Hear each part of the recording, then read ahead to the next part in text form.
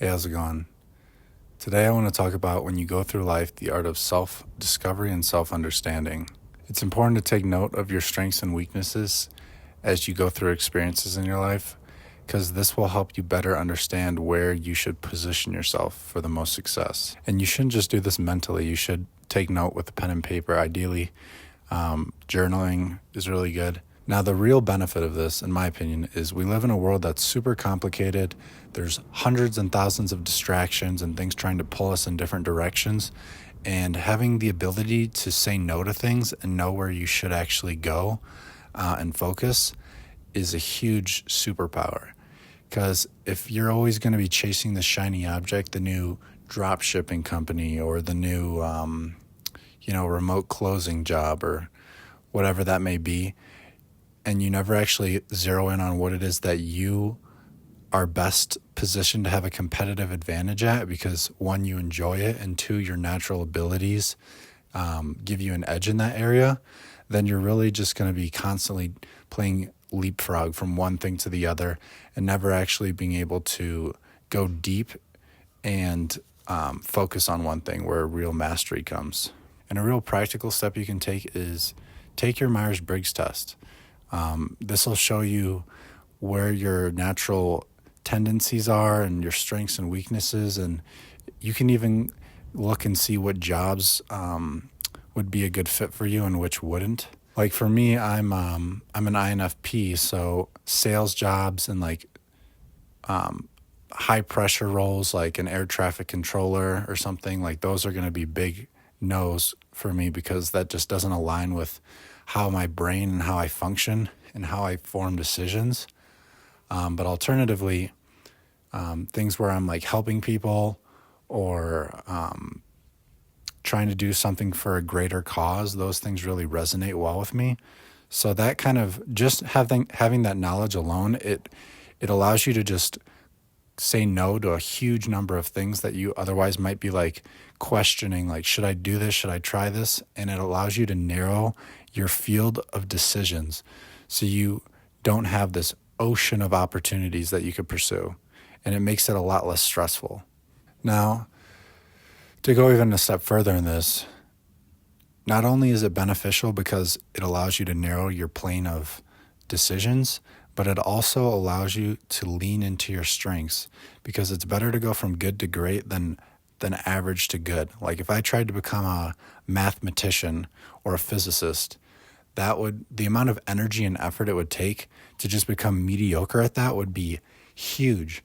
And then I'm just mediocre, versus like if I went into something that I'm naturally gifted at or plays to my strengths, I'm already like good at that thing. And if I put that equal amount of energy into it, I could be great or world class at it. So it's a lot more enjoyable. And it's also a competitive advantage because you're going to end up putting in more time and hours into this thing, because we naturally will put more effort and energy into things that we enjoy or that we're good at, because it's a positive feedback loop. And really this all comes down to self-awareness, self-reflection. You lose the game if you're 80 years old on your deathbed and you look back and you think, I just chased money. I just chased status. I didn't actually figure out what it is that I wanted to do. I didn't actually figure out what my natural gifts were that I wanted to share with the world. And really that comes down to a number of things. It could just be fear to actually pursue the thing that your dream is, or you know that you could be gifted at. It could be complacency in your current environment. It could also be your ego. Maybe you don't want to start over and be a beginner at something. But really, one of the most rewarding things in life is figuring out what your gifts are and then practicing them regularly, opposed to trying to fit a square peg into a round hole, trying to constantly battle.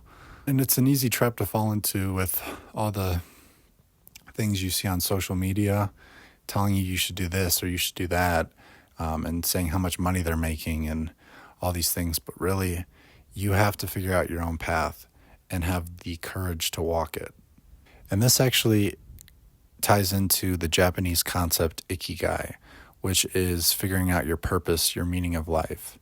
And they talk about the 4 quadrants: what you love to do, what the world needs, what you can be paid for, and what you're good at. And if you can find something that hits all of those points, that's your ikigai.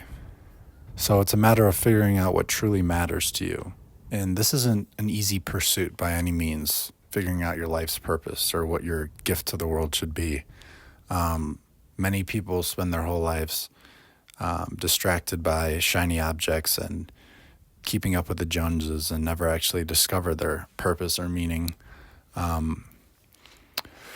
But it's definitely a worthwhile pursuit, because if you figure this out, you're going to live much more in flow state and in line with nature in a way, because you're not trying to fight your true nature. You're actually accepting who you are and then figuring out a way to use yourself to make the world better.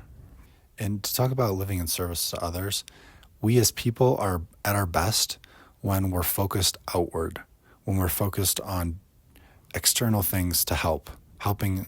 That's why people, when they have children, they feel a great sense of purpose, because you turn your focus from inward to outward to this external thing. And that's like a huge life hack to just immediately feel happier and feel more alive. The trend of Western society right now is more isolated, just because of social media, cultural changes with religion, all these things. So we're more siloed individuals, and what this causes is neuroticism. We're not designed, we weren't built to be just like these siloed individuals. Like, we were tribal. We were meant to be in tribes and groups. So that's probably part of the reason why there's so much mental health issues in the world right now, is people are much more self-focused, thinking about themselves, thinking about their ego, instead of thinking about like a community, thinking about a tribe. So finding a way to tap into the tribe mentality, how can I be of service to others, how can I contribute, is a great way to live your life.